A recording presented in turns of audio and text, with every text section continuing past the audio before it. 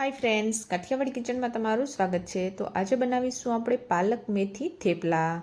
તો જો તમે આ રીતે પાલક મેથીના થેપલા બનાવશો તો પોચા રૂ જેવા બનશે અને 5 થી 6 દિવસ સુધી ટ્રાવેલિંગમાં લઈ જશો તો પણ થેપલા છે તે બગડશે નહીં.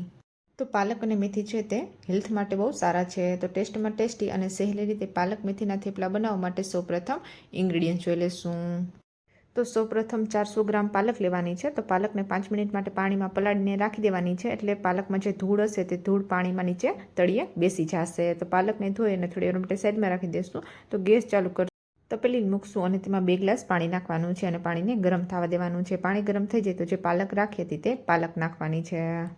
તો પાલક આખી નાખી છે. પાલકને જો તમારે કટ કરીને નાખવી હોય તો પણ તમે કટ કરીને પણ નાખી શકો છો. તો 5 મિનિટ માટે પાલકને બોઇલ કરી લેવાની છે. તો 5 મિનિટ થઈ ગઈ છે, ગેસ બંધ કરી દેવાનો છે. તો એક વાસણ લેવાનું છે. તો તેમાં 2 ગ્લાસ ઠંડુ પાણી નાખવાનું છે.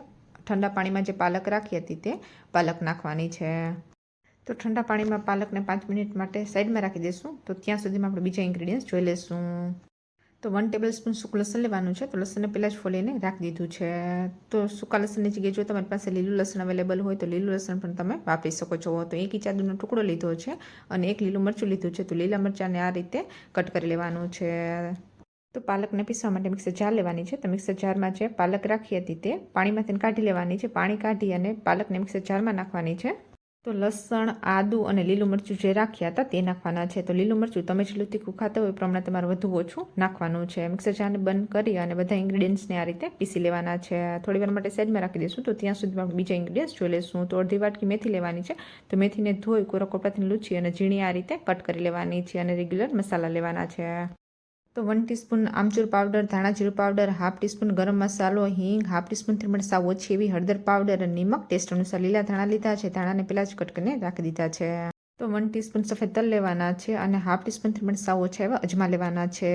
તો થેપલાને શેકવા માટે 50 ml તેલ લીધું છે. તો 1 કપ રેગ્યુલર રોટલીમાં જે લોટ યુઝ કરીએ છીએ તે 1 કપ ઘઉંનો લોટ લેવાનો છે. તો થોડી વાર માટે સાઈડમાં રાખી દઈશું. તો લોટ બંધાઈ જાય તેવું મોટું વાસણ લેવાનું છે. તો જે લોટ રાખ્યો હતો તે ઘઉંનો લોટ નાખવાનો છે. તો આમાં કોઈ બીજા લોટ એડ કરવાની જરૂર પડશે નહીં. અને જે મસાલા રાખ્યા હતા તે મસાલા નાખવાના છે. તો લીલું મરચું નાખ્યું છે એટલે લાલ મરચું પાવડર નાખવાની જરૂર પડશે નહીં.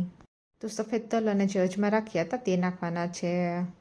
તો નિમક તમારા ટેસ્ટ અનુસાર વધુ ઓછું નાખવાનું છે. તો જે લીલા ધાણા રાખ્યા હતા કટ કરીને તે ધાણા નાખવાના છે અને જે મેથી રાખી હતી તે મેથી નાખવાની છે.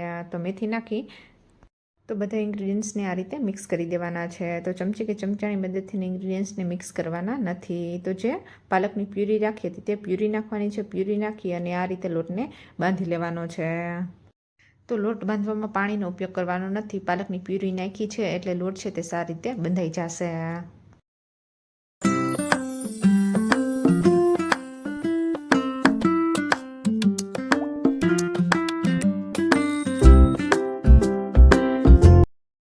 તો થેપલા બનાવવામાં 1 કપ લોટ લીધો હતો. તો પાછો આપણે અડધો કપ લોટ નાખવાનો છે. થેપલાનો લોટ બાંધવામાં ટોટલ 1.5 કપ ઘઉંના લોટની જરૂર પડશે. તો રેગ્યુલર રોટલીમાં જે લોટ યુઝ કરીએ છીએ તે લોટનો ઉપયોગ જ કરવાનો છે. બીજામાં કોઈ પણ પ્રકારના લોટ એડ કરવાની જરૂર પડશે નહીં. તો મૂળ માટે 1 ટેબલ સ્પૂન તેલ નાખવાનું છે. તેલ નાખી લોટ બાંધી અને લોટને 15 મિનિટ સુધી ઢાંકીને રાખી દેવાનો છે.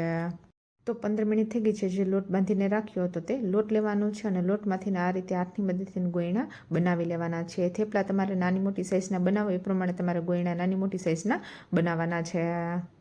તો થેપલાનો લોટ બાંધો છો ત્યારે તમારે ખાસ ધ્યાન રાખવાનું છે કે લોટ બાંધવામાં લોટને વધારે જાડો પણ નહીં અને વધારે પાતળો પણ નથી બાંધવાનો. આ રીતે લોટને બાંધી લેવાનો છે.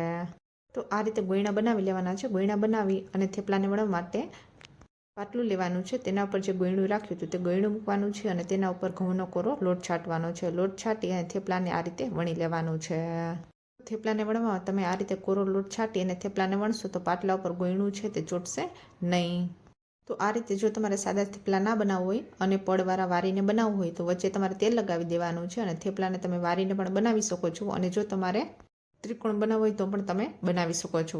તો આ રીતે થેપલું વણી અને વધારે જાડું પણ નહીં અને વધારે પાતળું પણ નહીં. તો આ રીતે થેપલા બધા વણી લેવાના છે. તો થેપલા વણી થોડી વાર માટે સાઈડમાં રાખી દઈશું. તો શેકવા માટે ગેસ ચાલુ કરશું. તવી મૂકવાની છે અને તવીને ગરમ થવા દેવાની છે. તવી ગરમ થઈ જાય તો જે થેપલું વણીને રાખ્યું હતું તે થેપલું નાખવાનું છે અને થેપલાને શેકાવા દેવાનું છે. એક સાઈડ અધકચરું શેકાઈ જાય તો સાઈડને ચેન્જ કરી નાખવાની છે અને તેના ઉપર તેલ લગાવવાનું છે. તેલ લગાવી અને ગેસની ફ્લેમ બને ત્યાં સુધી મીડિયમ જ રાખવાની છે, હાઈ રાખવાની નથી. ગેસની ફ્લેમને હાઈ રાખશો તો થેપલા છે તે બળી જશે. તો સાઈડને ચેન્જ કરી નાખવાની છે અને તેના ઉપર તેલ લગાવવાનું છે. તો આ રીતે બંને સાઈડમાં તેલ લગાવીને થેપલાને શેકી લેવાના છે. તો આ રીતે બધા થેપલાને વણતું જવાનું છે અને શેકતું જવાનું છે. તો ગરમા ગરમ થેપલાને એક પ્લેટમાં કાઢી અને ગરમા ગરમ થેપલાને તમે ચા અને દહીં સાથે ખાશો તો ટેસ્ટી લાગશે. તો થેપલાને શેકાતા વધારે ટાઈમ લાગશે નહીં. તો જો તમે આ રીતે થેપલા બનાવશો તો થેપલા છે તે ચવડ જેવા બનશે નહીં. તો તમે જોઈ શકો છો કે થેપલા છે તે કેટલા સોફ્ટ બન્યા છે. તો રેસીપી સારી લાગી હોય, ચેનલમાં નવા હો ને ચેનલને સબસ્ક્રાઈબ ના કરી હોય તો ચેનલને લાઇક કરજો, શેર કરજો, કોમેન્ટ કરજો. નવી જ નવી રેસીપી જોવા માટે ચેનલને સબસ્ક્રાઈબ કરજો. સબસ્ક્રાઈબ કરવાનું ભૂલતા નહીં. ચેનલમાં નવા હો ને બેલ આઇકન બટનને પ્રેસ ના કરી હોય તો બેલ આઇકન બટનને પણ પ્રેસ કરી દેજો. રેસીપી સારી લાગી હોય તો રેસીપીને ફ્રેન્ડ સાથે શેર કરતા રહેજો. Thank you.